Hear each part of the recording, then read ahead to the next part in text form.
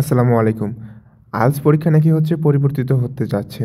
এরকম একটা গুঞ্জন গত কয়েকদিন ধরে খুব মার্কেটে ঘোরাফেরা করতেছে।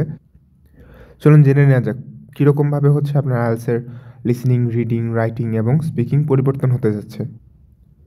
সো এই মেসেজটাই বিভিন্ন জায়গায় ঘোরাফেরা করতেছিল। জাস্ট আমি ওখান থেকে একটু এনে আপনাদেরকে দেখাই দিতেছি।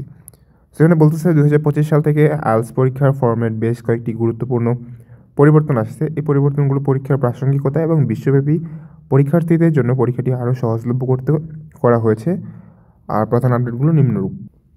মানে যেই আপডেটগুলো করা হয়েছে সেগুলো কোনো রিজিওনাল আপডেট না, বরং বিশ্বব্যাপী সব জায়গাতেই এই পরিবর্তনগুলো 2025 সাল থেকে আসতেছে। সো লিসেনিং সেকশনে কী কী পরিবর্তন? উন্নত অডিও কোয়ালিটি, অনলাইন এবং কম্পিউটার ভিত্তিক পরীক্ষা আরও উন্নত অডিও ক্লিয়ারিটি নিশ্চিত করা হবে। অডিওর কোয়ালিটিটা আর একটু ইমপ্রুভ করবে হয়তোবা। বিভিন্ন ধরনের প্রশ্ন মেলানো এবং নোট সম্পন্ন করার মতো নতুন প্রশ্ন প্রকারের সঙ্গে ভিজুয়াল সহায়ক যোগ করা হবে।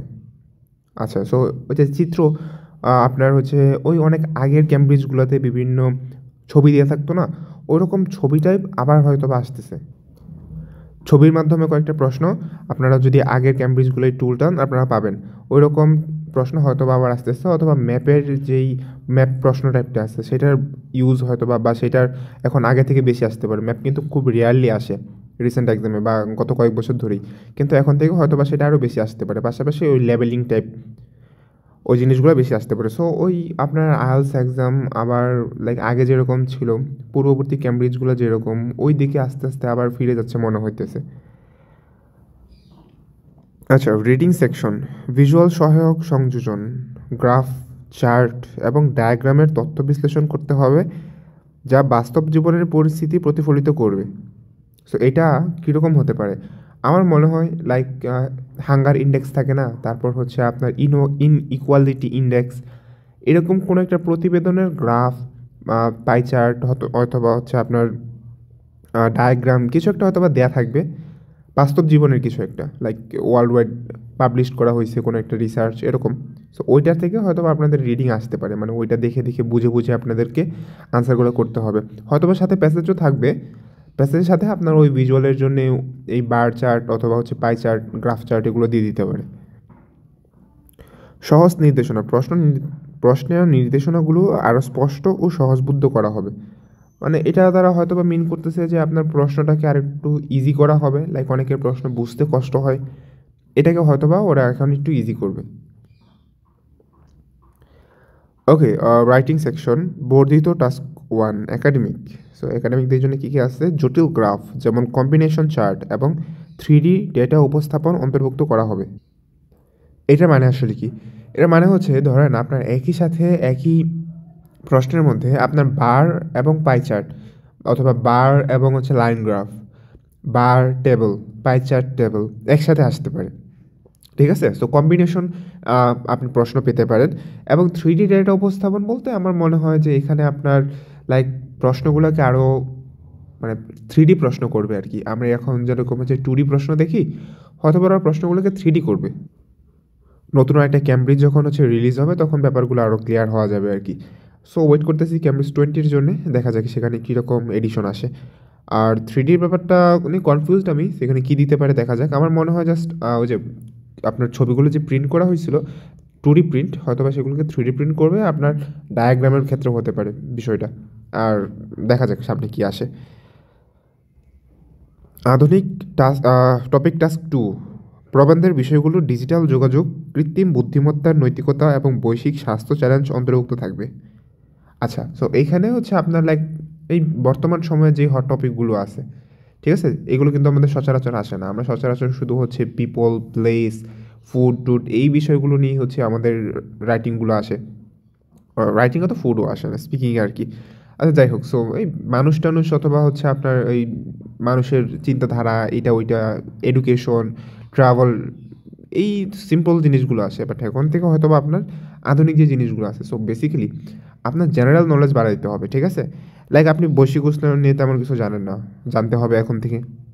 কৃত্রিম বুদ্ধিমত্তা নিয়ে জানেন না, যদি ধরেন হুট করে আপনার আর্টিফিশিয়াল ইন্টেলিজেন্স নিয়ে এসে পড়লো।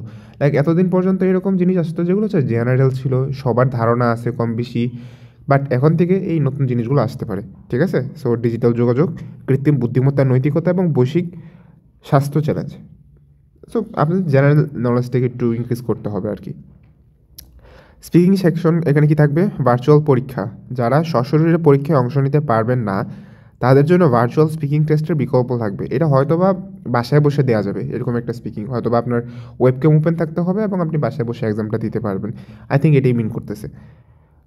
Updated cue card, remote work এবং অনলাইন শিক্ষার অভিজ্ঞতার মতো আধুনিক বিষয়গুলো অন্তর্ভুক্ত করা হবে। সো ওই যে ওইটার মতোই ওইখানে যেরকম হচ্ছে আপনার রিসেন্ট হট টপিকগুলো হচ্ছে ইনক্লুড করা হয়েছে, এখানেও ওই রকমই, যে রিমোট ওয়ার্ক এবং অনলাইন শিক্ষা। সো বেসিক্যালি আপনার জেনারেল নলেজটা বাড়াইতে হবে। এই যে এতদিন পর্যন্ত যারা হচ্ছে জাস্ট স্যাম্পল মুখস্থ করে আনসার দিতে পারছেন, ওদের দিন শেষ এখন, ঠিক আছে? এখন আপনার ক্রিয়েটিভিটির উপরেই নির্ভর করতে হবে।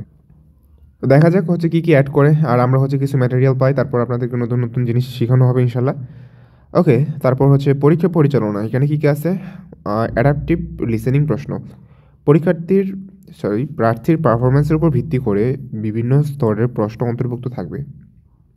আচ্ছা, এটার মানে আসলে কি বুঝতেছি না। দেখা যাক, আর একটু ক্লিয়ার আপডেট আসুক, আর একটু ক্লিয়ার আপডেট আসলে আপনাদেরকে জানিয়ে দেওয়া হবে।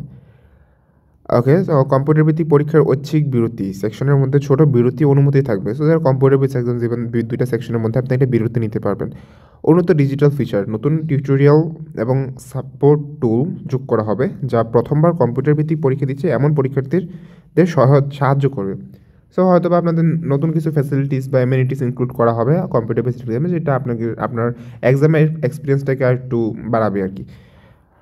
এই পরিবর্তনগুলো আইএলটিএস পরীক্ষাকে আধুনিক যোগাযোগ পদ্ধতির সঙ্গে আরও সামঞ্জস্যপূর্ণ করবে এবং পরীক্ষার্থীর বাস্তব জীবনের ইংরেজি দক্ষতার একটি সঠিক মূল্যায়ন প্রদান করবে। এক্স্যাক্টলি, সঠিক মূল্যায়ন। এতদিন এই টিপস ট্রিক্স আর টেমপ্লেটের ভিত্তিতে যেটা হয়েছিল, বিশ্বাস করেন এটা সঠিক মূল্যায়ন ছিল না। Just one kind of shortcut use করে জাস্ট একটা স্কোর তুলে আনা। এখন থেকে হবে হচ্ছে হয়তো বা একটু স্ট্রিক্ট করবে, আমার মনে হয় এটা করা উচিত। বিকজ আপনি ওইখানে পড়তে যাচ্ছেন, রাইট? সো পড়ার নামে হচ্ছে কাজ করতে যারা যায়, অথবা হচ্ছে লাইক জাস্ট ভাবে একটা স্কোর হলেই হলো, আমি ওইখানে যে হচ্ছে জব করা শুরু করব, ওদের হয়তো বা এখন একটু কষ্ট হতে পারে। বিকজ পরীক্ষাটা এখন ওই পড়ার জন্য আপনাকে রেডি করে দিবে একদম। সো ওইটা তো সবাই করতে পারবে না, সবার জন্য সেটা সহজ মনেও হবে না। সো দেখা যাক, এই হচ্ছে আপনাদের পরিবর্তনগুলো।